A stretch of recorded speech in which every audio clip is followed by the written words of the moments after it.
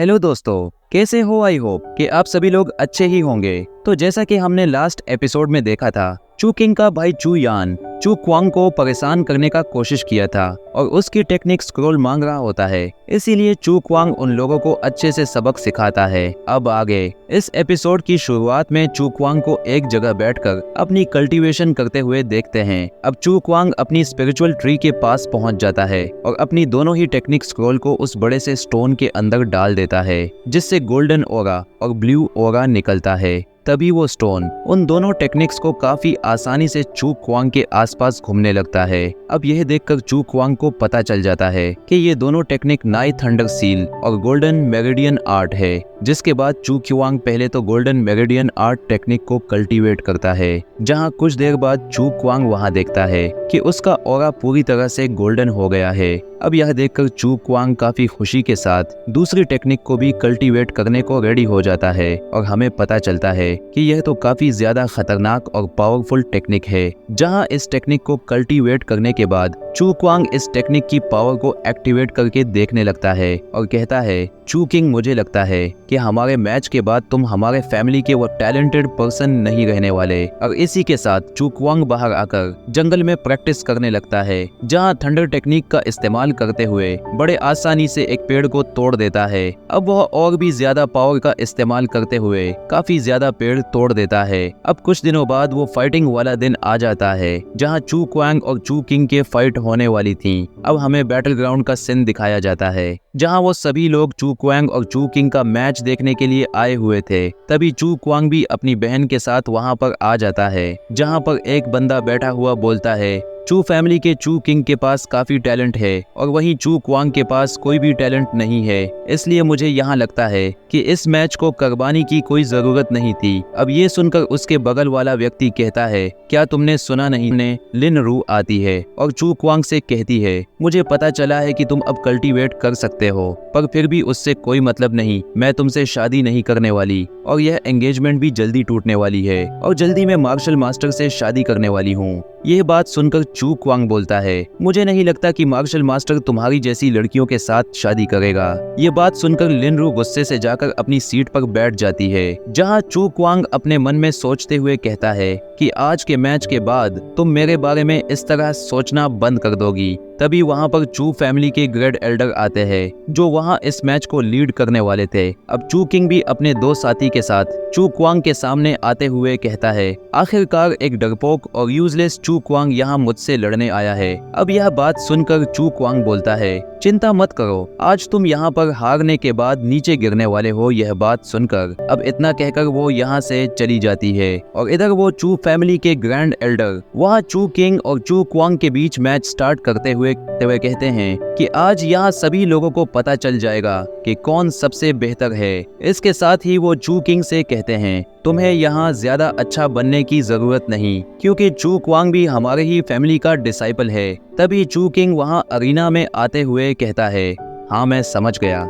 जिसे देखकर चू क्वांग भी अरीना में जाने लगता है, पर तभी उसकी बहन वहाँ डरते हुए अपने भाई का हाथ थाम लेती है। पर चू क्वांग कहता है कि आप डरो मत, मैं सब संभाल लूंगा। जिसके बाद वो भी वहाँ बैटल ग्राउंड में आ जाता है और जैसे ही चू किंग पर अटैक करने को जाता है, चू किंग अपने ऊपर एक शील्ड बना लेता है, जिसकी वजह से चू क्वांग दूर हो जाता है। और इस तरह की पावर को देखकर सभी लोग हैरान हो जाते हैं। तभी इधर चू क्वांग भी अपनी पावर को एक्टिवेट करते हुए चू किंग से कहता है, तुम्हें क्या लगता है कि सिर्फ तुम ही लेवल 6 पर हो? अब यह देखकर वहाँ के सभी लोग काफी हैरान हो जाते हैं। तभी यह देख चू किंग वहाँ अपने मन में सोच रहा होता है कि इसने तो बस 3 महीनों के अंदर ही अपनी कल्टीवेशन लेवल को इतना ज्यादा बढ़ा लिया। इसका मतलब जरूर इसके पास कोई ना कोई ट्रेजर होगा, पर अगर आज मैं इसे यहाँ हरा दूं तो मैं उससे वो ट्रेजर भी छीन लूंगा। तभी इधर चू क्वांग उससे फाइट करने के लिए रेडी हो जाता है, जहाँ चू किंग अब सबसे पहला अटैक करता है, जिस वजह से हम वहाँ देख पाते हैं वो रहित वहाँ चू क्वांग को पकड़ उसे वहाँ से हिलने तक नहीं दे रहा होता, जहाँ चू क्वांग अपनी पूरी कोशिश कर रहा होता है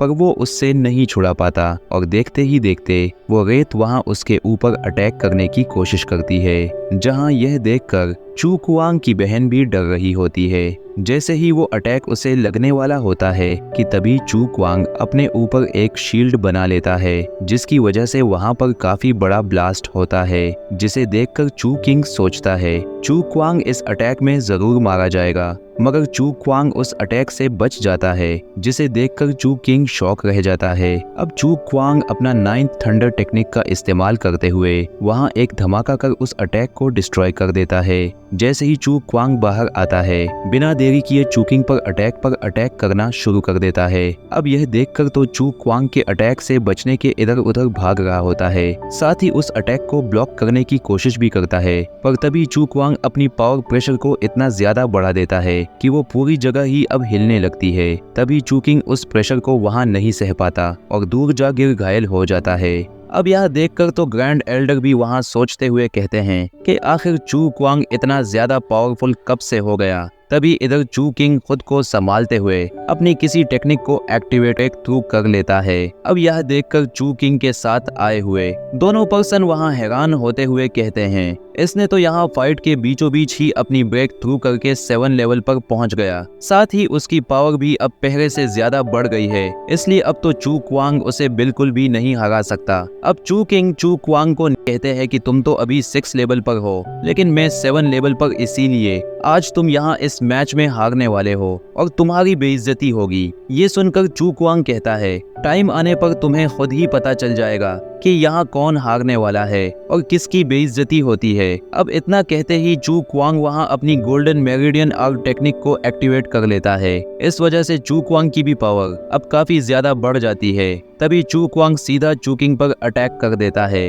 अब जैसे ही चू किंग उन अटैक को वहाँ डोज करता है, वैसे ही वहाँ काफी तेज एनर्जी रिलीज होती है, जिसके बाद चू कुआंग अपनी बढ़ती हुई पावर के साथ फिर से अपनी 9 थंडर सील टेक्निक को एक्टिवेट कर लेता है। यह देखकर तो चू किंग भी डर जाता है, क्योंकि यह अटैक उस जगह के वेदर को पूरी तरह से चेंज कर चुका है। साथ ही चू कुआंग वहाँ पे एक काफी पावरफुल सा थंडर अटैक रेडी करने लग जाता है। अब यह देखकर चू किंग वहाँ कहता है, आखिर ये लूजर इतना ज्यादा पावरफुल अटैक कैसे कर सकता है। तभी चू कुआंग एक पावरफुल सा थंडर अटैक सीधा चू किंग पर कर देता है, जिस वजह से चू किंग की तो पूरी की पूरी हालत खराब हो जाती है और वो घायल होकर नीचे गिर जाता है। अब यह देखकर सभी लोग हैरान थे। अब चू कुआंग चू किंग से कहता है कि तुम हार चुके हो। उधर चू कुआंग की बहन वहाँ अपने भाई की जीत पर काफी खुश दिखाई दे रही थी, लेकिन वहीं पर लिन रू और एल्डर को भी यह देखकर तो काफी गुस्सा आ रहा होता है। जिसके बाद चू कुआंग एल्डर से कहता है, जैसा कि आप यहाँ देख सकते हैं